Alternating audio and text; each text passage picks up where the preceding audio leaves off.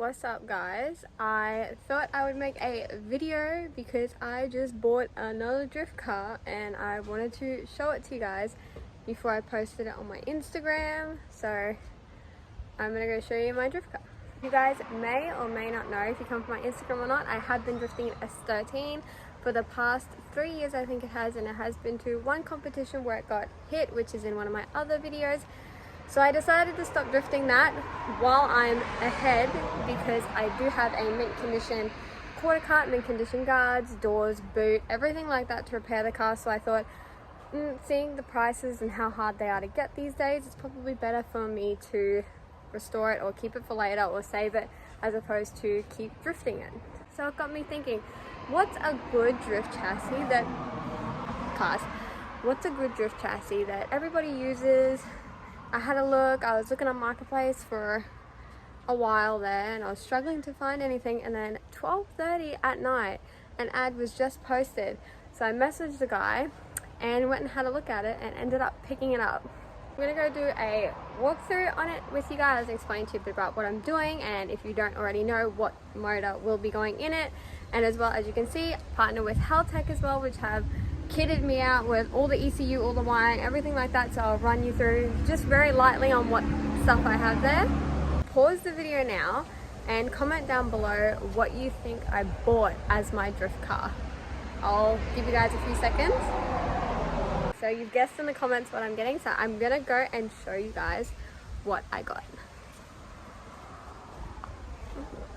Also, this is when I used to drift my Granny Spec 32 before I lightly hit that and decided not to do that again. This is the mint condition doors I was telling you guys about, somewhat mint condition aside from that mirror. Little boot, mint condition, a chunky OEM bar, which is gross, and 2 mint condition front guards as well. S13 is currently covered just so I don't have to think about it because it needs so much work. So I've just covered that because I want to keep it for later. This is my 32 in here. If you guys want to see what I've got, I can do a run through on everything that Haltech hooked me up with, including my wastegate back here, which if you guys follow me on TikTok or Instagram, you know that I actually got one of the new electronic wastegates. So I have my cams as well. I'm not actually sure if a lot of you guys are going to say, oh, you should keep drifting the S13. I know that people think that these are a good drift chassis, but people also think S13 is the best drift chassis, and I personally never driven one of these cars that I'm about to show you, so I hope that I'll like it. 3, 2, 1. I got a 350Z. So I know a lot of people like to use these cars as a starting out drift car and stuff like that, but I'll see how we go. Plan is to put the built 1JZ 256 in the 350 here. It also feels a lot safer than the S13. The S13 feels quite brittle and weak, whereas this feels like there's more meat around it, so hopefully I'll be a bit more protected. So I got this car as I'll just hook the bonnet up. We got this car as a rolling complete shell. So all the brakes are there, all the diff, all the axles, which I know the diff and axles are really strong. Dude was kind enough to leave the carbon fiber tail shaft inside, even though I don't think I'll need it because I'll need a custom tail shaft. But that is the car. Have a spare headlight. Came on skidders. I'll have to get some rims. There's a little bit of damage on it.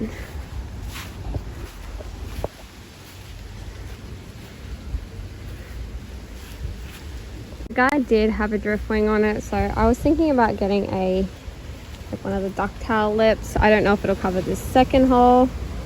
Should cover that hole. But all in all, the car is very straight and was registered when I bought it. I was going to put it on the street, but I thought S13s are going up in value. I like the shape of the S13. So as you can tell, I'm really loyal to Nissan, not Ford. Ignore that. Loyal to Nissan. But yeah, so back here I've got my head and I've got my T56 and my 1JZ back there, which will be getting put together soon by ASG Motorsports. I'll be getting that done. I've been going to them for a very long time now. So I'm really excited, and they're also helping me out a lot on the build, so I'm really excited for that as well. And just, they're all really friendly and great there, so I'm excited to take that there and get it done. Also, if you guys see back here, it's all my pistons from my previous engines and all the CAs, because I played with CAs a lot. If you guys already don't know, I played with a CA twice, turboed it, forged it, raced it, blew it up. I blew it up because I wasn't very experienced. Car had a lot of oiling issues. It went through a very, very, very hard time. So I'm taking my time with the JZ and doing it properly, not rushing this time. I was also going to put a 2JZ in it, but I personally like how high the 1JZ rev, and they sound a bit better in my opinion. For you guys inside the car, I've only put one of my race seats in at the moment, so I'll have to put the other race seat in. There's the inside.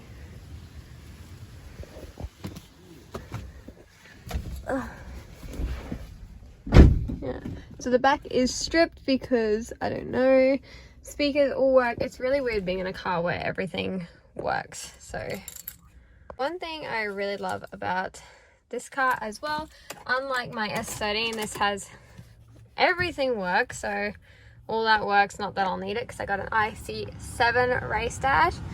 The fans work as well, ignore the pajama pants. So the fans, everything. It's also got a working stereo, which is great when I'm sitting in line waiting to go out for a comp. Like, I'm just freaking nervous, so it's good because the S13 I used to just sit in silence with my helmet on and freak out. But with this, I can at least listen to some music as well. I'm going to turn that off so this video doesn't get flagged for copyright. But yeah, as you can see, I need to put my other race seat in. I was thinking about, again from ASG Motorsports, getting a full cage put in here just to keep me safer, because this car will have more power than my S13 did have.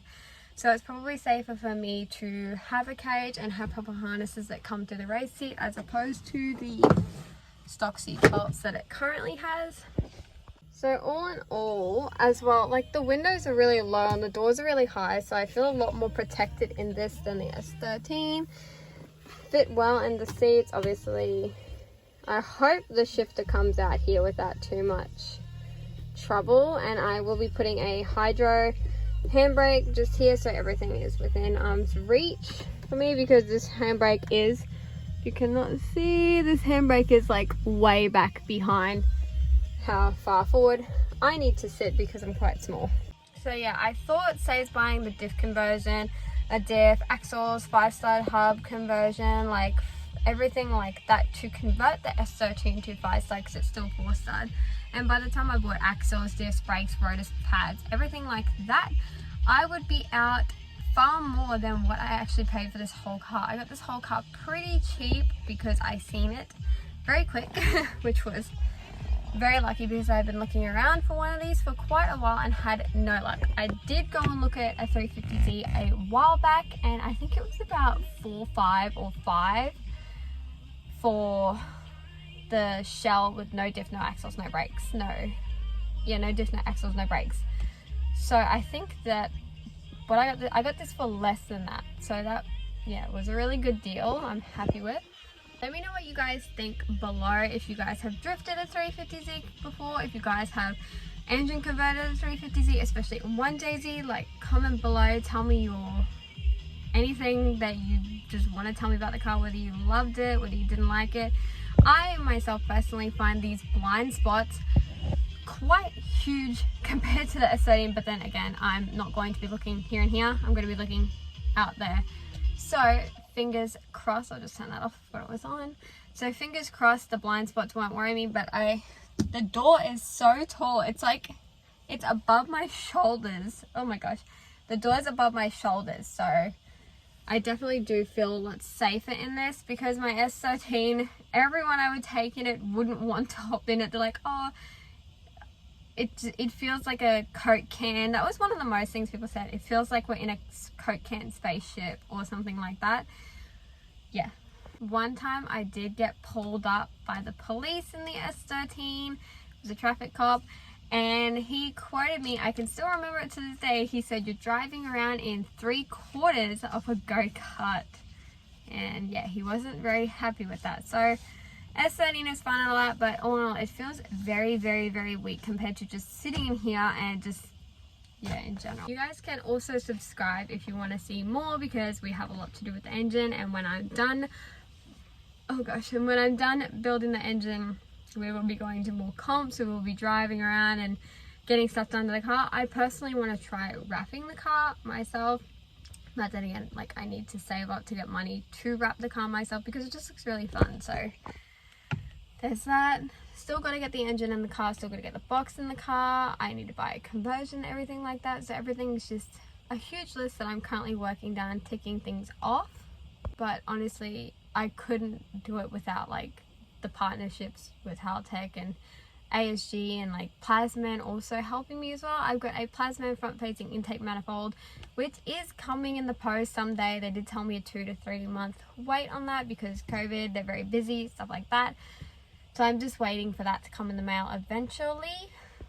I know that everyone says this, but this build kind of just snowballed. So like 8 months ago when the car did blow up, I was like, oh yeah, I'll just put another CA in my S13 and like keep going. But then I sold all that, bought a J, started doing stuff, seen this car, so I was like, ugh, it's kind of just snowballing.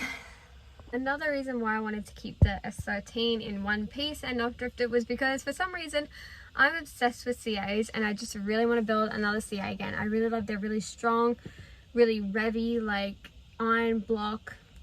So I like them more than the SR. SR has got an aluminium block. CA, iron block, super strong, holes through the piston, rod flapping around the block. Block has a tiny little crack in it. So I'm just very lucky that a rod didn't go out the block and the block is still salvageable.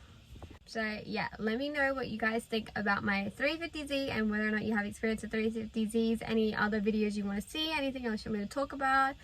Let me know in the comments below, and if you could subscribe as well, that would mean a lot. We're already at 230 subscribers and I've only posted 2 videos before this one. But go and check out my other video. It was about my palm leaf just fell on the S13.